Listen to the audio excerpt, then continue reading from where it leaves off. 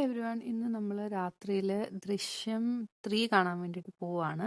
അപ്പോൾ അതിന് വേണ്ടിയിട്ട് ജസ്റ്റ് ഒന്ന് റെഡി ആവുമായിരുന്നു. നൈറ്റ് ഒരു 12 മണിക്കോ 11:30 എങ്ങാണ്ടായിരുന്നു ഷോ.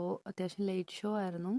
അപ്പം രാത്രി ഒരുങ്ങുമൊന്നും വേണ്ടെന്ന് വിചാരിച്ചതാ. പക്ഷേ എന്താണെന്നറിയത്തില്ല, ഒരുങ്ങും കയറി കഴിഞ്ഞ് കഴിഞ്ഞാൽ പിന്നെ ഞാനിങ്ങനെ ഓരോന്നോരോന്നായിട്ട് ഇങ്ങനെ ജസ്റ്റ് വെറുതെ ആഡ് ചെയ്ത് അതങ്ങ് കംപ്ലീറ്റ് ഒരു മേക്കപ്പ് ആയി പോവും. നിങ്ങൾക്ക് ഇങ്ങനത്തെ ഒരു സ്വഭാവം ഉണ്ടെങ്കിൽ എന്തായാലും കമൻറ്റ് ബോക്സിൽ കമൻറ്റ് ചെയ്യുക.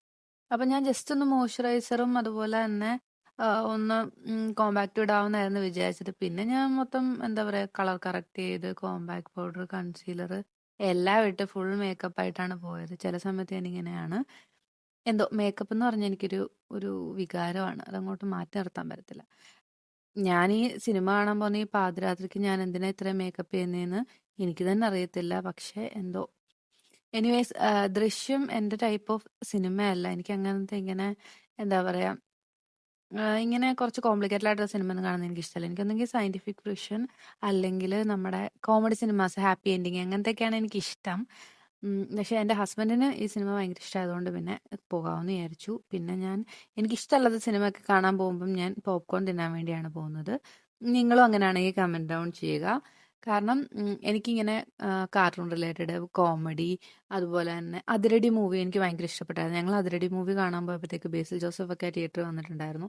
അപ്പം അത് നല്ലൊരു എക്സ്പീരിയൻസ് ആയിരുന്നു. അങ്ങനത്തെയൊക്കെ എനിക്ക് ഭയങ്കര ഇഷ്ടമാണ്. പക്ഷേ ഇങ്ങനെ കോംപ്ലിക്കേറ്റഡ് ആയിട്ടുള്ള ഇങ്ങനത്തെയൊക്കെ എനിക്ക് കുറച്ച് ബുദ്ധിമുട്ടുള്ള കാണാൻ അത്ര താല്പര്യമില്ല.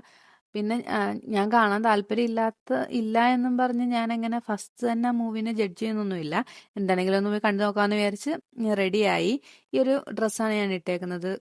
അത്യാവശ്യം നല്ല തണുപ്പുണ്ട്, മഴയുണ്ട്. അപ്പം തണുക്കാതിരിക്കാൻ വേണ്ടിയാണ്. പിന്നെ മുടിയൊക്കെ അയച്ചിട്ടിട്ടാണ് പോകുന്നത്. കുറച്ച് കഴിയുമ്പോൾ ഞാൻ കെട്ടി വെക്കും. അപ്പം ഇങ്ങനെയാണ് ഞാൻ ഗെറ്റ് റെഡി ആയത് ദൃശ്യം 3 കാണാൻ വേണ്ടിയിട്ട്. അപ്പം ഞാൻ പോയി കണ്ടിട്ട് വരാം. എന്നിട്ട് എങ്ങനെയുണ്ടെന്നൊക്കെ ഞാൻ നെക്സ്റ്റ് വീഡിയോയിൽ പറയാം. Okay, by.